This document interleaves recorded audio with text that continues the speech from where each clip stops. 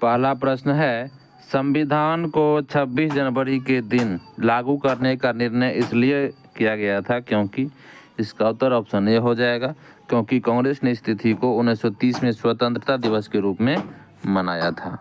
इसकी व्याख्या देखते हैं कि भारतीय राष्ट्रीय कांग्रेस के लाहौर अधिवेशन दिसंबर 1929 में पूर्ण स्वराज की घोषणा की गई तथा 26 जनवरी 1930 को स्वतंत्रता दिवस के रूप में मनाए जाने का संकल्प लिया गया और आज़ादी के पूर्व तक 26 जनवरी को स्वतंत्रता दिवस के रूप में मनाया जाता रहा। परंतु भारत 15 अगस्त 1947 को स्वतंत्र हो गया और तब से प्रत्येक वर्ष 15 अगस्त को स्वाधीनता दिवस के रूप में मनाया जाने लगा। जबकि स्वतंत्रता प्राप्ति के पश्चात 26 जनवरी की तिथि को अविस्मरणीय बनाने हेतु भारतीय संविधान को पूर्णतः 26 जनवरी 1950 को लागू किया गया और तब से प्रत्येक वर्ष 26 जनवरी को गणतंत्र दिवस के रूप में मनाया जाने लगा। दूसरा प्रश्न कि भारतीय संविधान में शामिल है। इसका उत्तर हो जाएगा ऑप्शन ए 395 अनुच्छेद, 22 भाग एवं 12 अनुसूचियां। भारतीय संविधान में लगभग 450 से अधिक अनुच्छेद हैं, परंतु यह सभी मूल अनुच्छेदों के साथ उपखंड अर्थात क, ख, ग आदि के रूप में जुड़े हुए हैं। संविधान के मूल पाठ में 22 भाग, 395 अनुच्छेद और 8 अनुसूचियां थी। संशोधनों के द्वारा कुछ नए अनुच्छेद जोड़े गए और कुछ अनुच्छेद निकाले भी गए। नई अनुसूचियां भी जोड़ी गई और उसकी संख्या 8 से बढ़कर 12 हो गई है। तीसरा प्रश्न है कि भारतीय संविधान में है कितने अनुच्छेद। अभी हम लोग तुरंत पढ़े 395 अनुच्छेद है। इसका मतलब है इस साइड में इसका उत्तर होगा कि भारतीय संविधान में ऑप्शन सी 400 से अधिक आर्टिकल अनुच्छेद अभी है, यानी कि 450 से ऊपर है। अब मूल संविधान में 395 ही है। चौथा प्रश्न है कि मिलान करें। इसका उत्तर हो जाएगा ऑप्शन बी, इस तरह से हो जाएगा,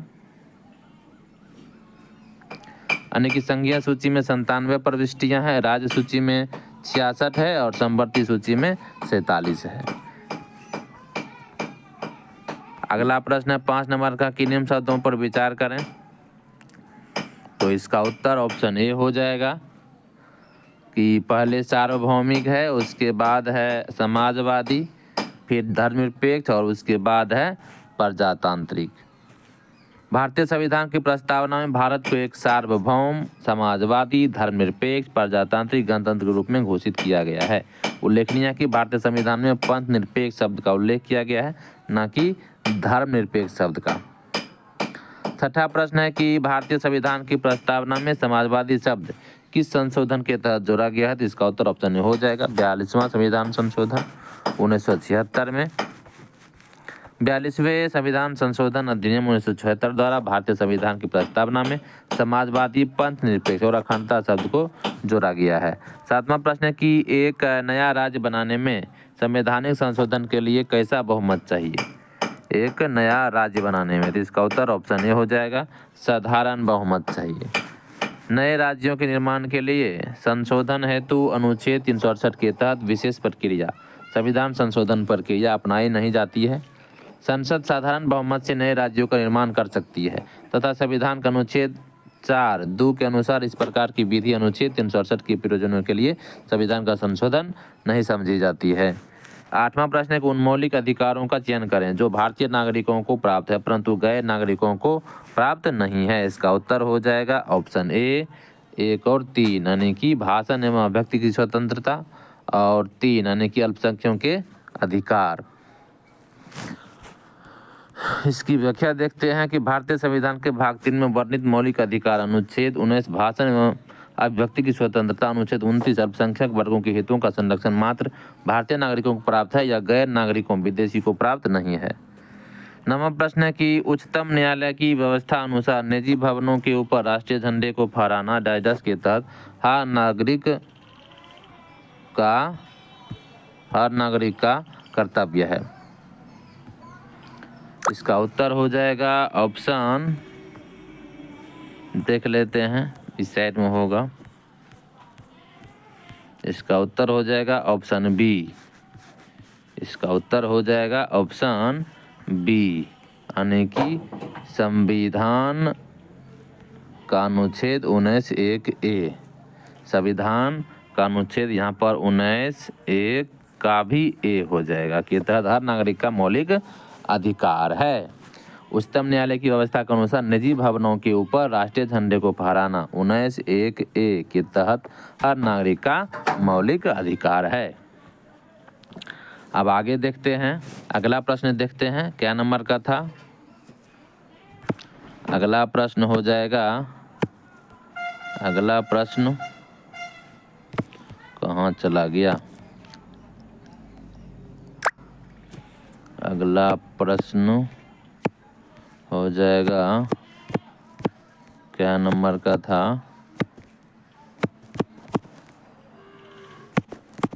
लास्ट में चला गया है, शुरू हो गया। अब देख लेते हैं, इसके बाद आएगा अगला प्रश्न हो जाएगा इसका 10 नंबर का कि भारतीय संविधान में संशोधन करके शिक्षा का अधिकार जोड़ा गया है। ऑप्शन ए 1 अप्रैल 2010 को। 86वें संशोधन अधिनियम 2002 के द्वारा संविधान के भाग 3 में नया अनुच्छेद 21 को जोड़ा गया, जिसके अनुसार राज्य 6 से 14 वर्ष की आयु के सभी बालकों को निःशुल्क और अनिवार्य शिक्षा की व्यवस्था करेगा। इस अनुक्रम में शिक्षा का अधिकार अधिनियम 2009 संसद द्वारा पारित किया गया, जो 1 अप्रैल 2010 से लागू हुआ। 11वां प्रश्न है कि निम्न में से कौन सा एक मानव अधिकार भारतीय संविधान के अंतर्गत मौलिक अधिकार भी है। इसका उत्तर हो जाएगा ऑप्शन एक भी सही नहीं है। तो भारतीय संविधान के अनुच्छेद 19(1) के अनुसार सभी नागरिकों को वाक स्वातंत्र्य और अभिव्यक्ति स्वतंत्र का अधिकार प्राप्त है। सूचना का अधिकार अभिव्यक्ति के अधिकार में निहित है, अतः यह मूल अधिकार है। इसके साथ ही सूचना का अधिकार मानवाधिकार भी है। शिक्षा का अधिकार भी 86वें संविधान संशोधन अधिनियम द्वारा मूल अधिकार है। इस प्रकार विकल्प ए और सी दोनों सही है। 12वां प्रश्न है कि भारतीय संविधान के भाग 4 में दिए गए निर्देशित सिद्धांतों में निम्न में से कौन सा सूचीबद्ध है। तो इसका उत्तर हो जाएगा ऑप्शन बी, यानी कि 1 और 2, समान कार्य के लिए समान वेतन, समान नागरिक संहिता, ये दोनों। अब आगे बढ़ते हैं और अगला प्रश्न है 13 नंबर का कि भारत के संविधान में मौलिक कर्तव्य किस संविधान संशोधन के द्वारा जोड़ा गया है। तो ऑप्शन बी 42वां संविधान संशोधन के द्वारा मौलिक कर्तव्य को जोड़ा गया है। भारत के नागरिकों को मूल कर्तव्यों का विवरण संविधान के भाग 4 को अनुच्छेद 51 के तहत दिया गया है। इसे 42वें संविधान संशोधन 1976 द्वारा संविधान में जोड़ा गया है। 14वां प्रश्न है कि भारत के राष्ट्रपति अपनी शक्तियों का प्रयोग करते हैं, कब करते हैं। तो इसका उत्तर हो जाएगा ऑप्शन ए, सीधे अथवा अपने अधीनस्थ अधिकारियों के द्वारा करते हैं। अब आगे बढ़ते हैं और अगला प्रश्न है 15वां कि यदि राष्ट्रपति एवं राष्ट्रपति का पद खाली हो तो भारत के राष्ट्रपति के पद पर कौन होता है। इसका उत्तर ऑप्शन बी हो जाएगा, भारत का मुख्य न्यायाधीश हो जाएगा। अनुच्छेद 65 के अनुसार यदि मृत्यु, त्याग पत्र अथवा हटाए जाने की स्थिति में राष्ट्रपति का पद रिक्त हो तो पद का कार्यभार उपराष्ट्रपति संभालेगा, तथा यदि किन्हीं कारण से उपराष्ट्रपति भी उपलब्ध नहीं है तो उच्चतम न्यायालय का मुख्य न्यायाधीश या उसके ना रहने पर उसी न्यायालय का वरिष्ठतम न्यायाधीश जो उस समय उपलब्ध है राष्ट्रपति की कृतियों को संपादित करेगा। उपराष्ट्रपति उत्तराधिकार अधिनियम 1969, president's change of foundation bill 1970 के तहत। अब आगे बढ़ते हैं और अगला प्रश्न है 16 नंबर का श्रीमती प्रतिभा पाटिल का भारतीय गणतंत्र के राष्ट्रपति के रूप में क्रम क्या था। ऑप्शन सी 12वां क्रम था, अभी बदल गया है, या 2008 का ही है। एक विधेयक जो संसद में प्रस्तुत किया गया जाता है कौन सी क्रिया के बाद अधिनियम बन जाता है। तो कौन सी क्रिया होता है, जब राष्ट्रपति अपनी सहमति दे देता है, यानी कि ऑप्शन बी हो जाएगा इसका उत्तर। संविधान के अनुच्छेद 111 में विधेयक पर राष्ट्रपति की अनुमति से संबंधित उपबंध है। एक विधेयक जो संसद में प्रस्तुत किया जाता है वह अधिनियम तभी बन जाता है जब सदन के दोनों सदनों द्वारा पारित होने के बाद राष्ट्रपति उस पर हस्ताक्षर कर अपनी सहमति दे देता है। अगला प्रश्न 18 नंबर का कि श्री मोहम्मद हामिद अंसारी का भारत के उपराष्ट्रपति के रूप में कौन सा क्रमांक है। ऑप्शन सी 12वां हो जाएगा। अगला बढ़ते हैं 19वां की राष्ट्रीय सुरक्षा समिति का प्रधान कौन होता है। ऑप्शन बी प्रधानमंत्री होता है। 20वां प्रश्न है कि भारत सरकार का कौन सा अधिकारी सदस्य ना होते हुए भी भारतीय संसद की कार्यवाही में भाग लेने का अधिकार रखता है? इसका उत्तर ऑप्शन ए हो जाएगा उपराष्ट्रपति। उपराष्ट्रपति नहीं होगा, इसका उत्तर हो जाएगा ये अटॉर्नी जनरल। राष्ट्रपति द्वारा नियुक्त किए जाने वाले महान्यायवादी में वही योग्यताएं होनी चाहिए जो सर्वोच्च न्यायालय के न्यायाधीश के लिए आवश्यक है।